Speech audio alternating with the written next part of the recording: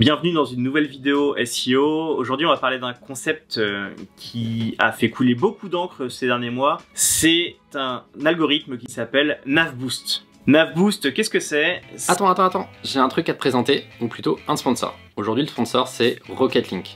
Rocket Link, c'est la première plateforme d'achat d'articles sponsorisés dans le monde entier, ni plus ni moins. C'est aussi une plateforme pionnière en France puisqu'elle a été créée en 2012, donc vraiment un des premiers à s'être implanté sur ce marché des liens sponsorisés ou du netlinking. C'est une plateforme qui regroupe une trentaine de personnes, donc vraiment axée sur l'humain avant tout, avec un accompagnement, avec des chefs de projet, du reporting, du support. Et c'est une plateforme où vous allez pouvoir retrouver 110 000 sites, que ce soit des sites thématisés, régionaux, spécialisés, premium, etc., etc. Donc vraiment un gros catalogue pour pouvoir acheter des liens. Et c'est une entreprise qui est très axée tech pour le coup, avec pas mal d'outils qu'ils ont mis en place, Rocket Link AI, Rocket Link, le plugin Rocket Link plutôt, Rocket Link Benchmark, tout un tas d'outils et de services qu'ils ont mis en place pour leurs clients pour à la fois trouver les bons spots, savoir si c'est des spots qui sont faits pour vous et surtout vous faciliter la recherche dans un catalogue où il y a plus de 110 000 spots au total, que ce soit en français ou dans des langues étrangères. Donc voilà, c'est vraiment un assistant pour vos campagnes de netlinking. Je vous invite à découvrir leurs services et la plateforme et moi je vous dis à très vite pour la suite de la vidéo avec notre expert. Allez, à tout de suite.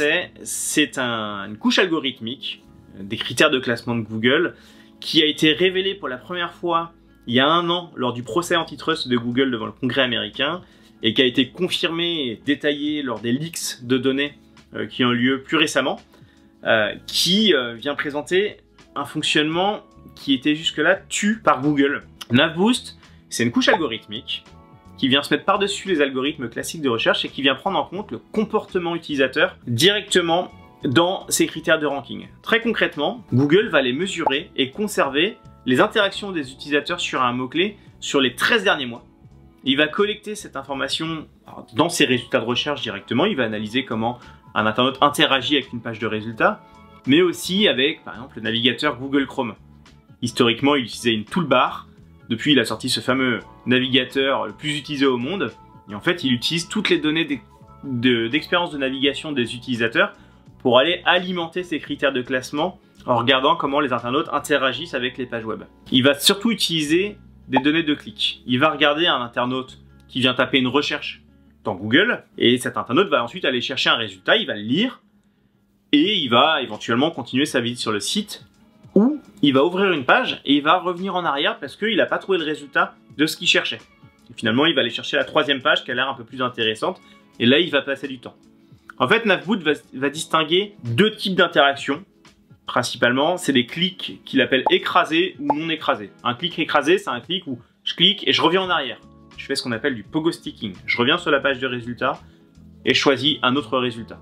Et là, on a un clic long, non écrasé, où là, l'internaute, il trouve finalement, a priori, la réponse à ce qu'il cherchait, même s'il passe du temps seulement sur une page sur le site parce que la page répond à ce qu'il cherchait, mais il prend le temps de le lire et il continue son parcours sur le web ou en ligne. Google va aller ensuite valoriser les pages qui ont a priori des taux de clics longs plus importants que celles qui ont régulièrement des clics écrasés qui visiblement sont de moins bonne qualité. Il va segmenter ces groupes de données selon des informations géographiques mais aussi des informations thématiques notamment pour avoir des bases de données fonctionnelles. Qu'est-ce que ça change pour nous en SEO? Ce qu'il faut comprendre, c'est que NavBoost, c'est pas un algorithme lui-même, c'est un algorithme qui vient en surcouche de l'algorithme classique. D'abord, on a le ranking qui se fait de façon classique. Google va lire le contenu des pages, il va prendre en compte les liens internes, externes, il va vérifier si techniquement les choses sont claires, il va appliquer ses critères de positionnement classiques. Donc ça va surtout se jouer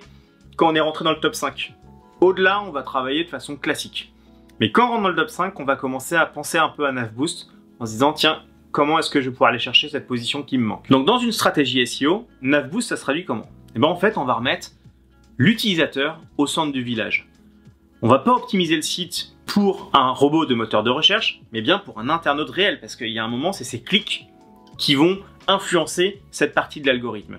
Ce qui veut dire que on va s'assurer que la page qu'on propose, elle offre une expérience exceptionnelle, la meilleure expérience possible pour un internaute qui aurait tapé tel mot-clé qui arriverait chez vous. Ça passe par de l'expérience utilisateur, de la hiérarchie du contenu. On va bien présenter l'information que l'internaute cherche, mais aussi du travail de plus long terme sur du branding par exemple, sur de la marque. Faire en sorte que sa marque soit reconnaissable et que l'internaute vienne plutôt chez nous que notre concurrent parce qu'il voit notre logo et notre site web. Tous ces critères-là, ils vont permettre de résister, de travailler sur le top 5 et d'aller chercher les meilleures positions. Au final, on va aller travailler sur de la rétention, on va travailler sur du branding, sur de la marque, sur de l'intention utilisateur.